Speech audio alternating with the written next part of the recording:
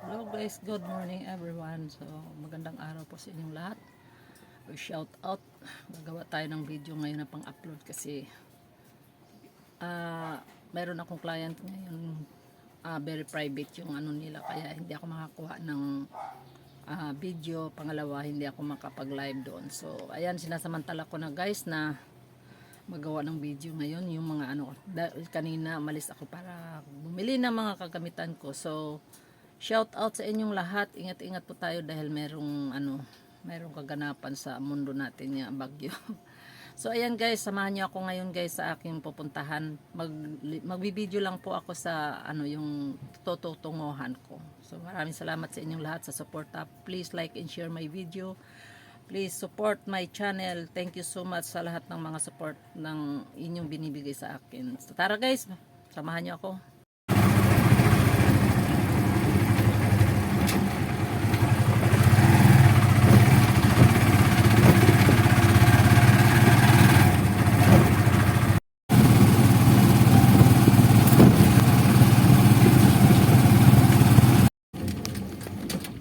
Ayan.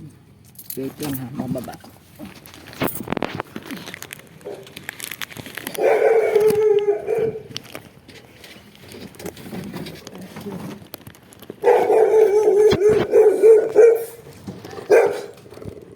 Hi. Nagagalit si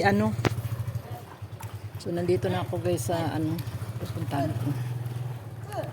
Pasok ka para di ako matakot. Ang laki-laki mo pa naman, baka kulang mo ako lapain. Ayaw niyang pumasok. Sige, pasok. Very good.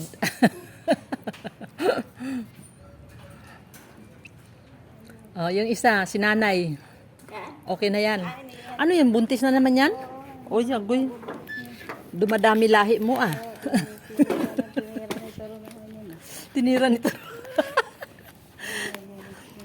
Tinira nito ron. Ano ka man, tira ka ng tira, kuya. Maloko. Hello po, good morning. Good morning, sir.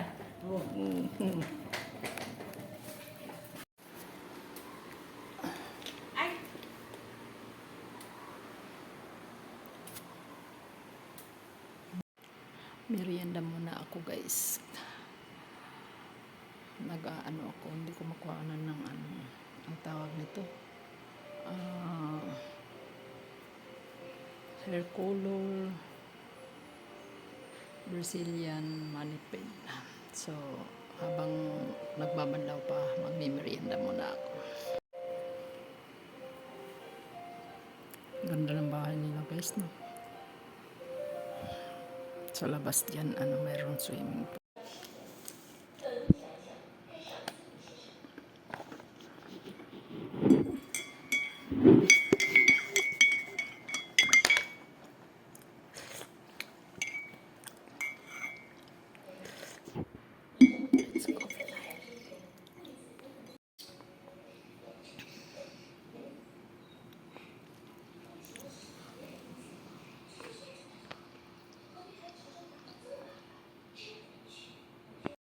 Hello guys, good morning. Kamusta po lahat ng mga nadaanan ng bagyo dyan? Mag-coffee time tayo guys. Habang nihintay yung client. Ayan. It's coffee time.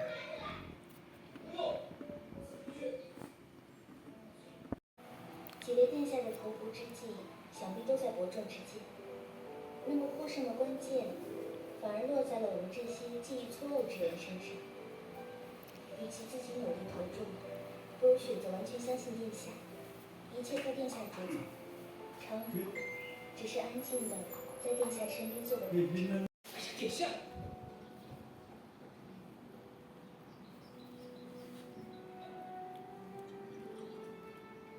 长乐是我们李家的长女，未央怎么能跟她比？可是方圣上出主意和为女子办理，可不是常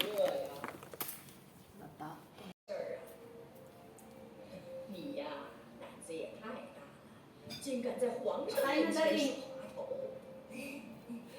不过呀，孝顺总归是对的。有了三品书人的诰封啊，你娘的日子就好过多了。谢谢祖母。好了，你快去看看你娘吧。你父亲啊，已经允许她搬进君兰院了，和你同住了。 So ayan guys, tapos na ang akong ginawang ano na ako. Tapos na yung aking gawa na color, Brazilian, manicure, pedicure. So, hindi ako makahabol ng isa kong ano. So maraming salamat sa inyong lahat guys sa inyong panonood. This is Beautician again.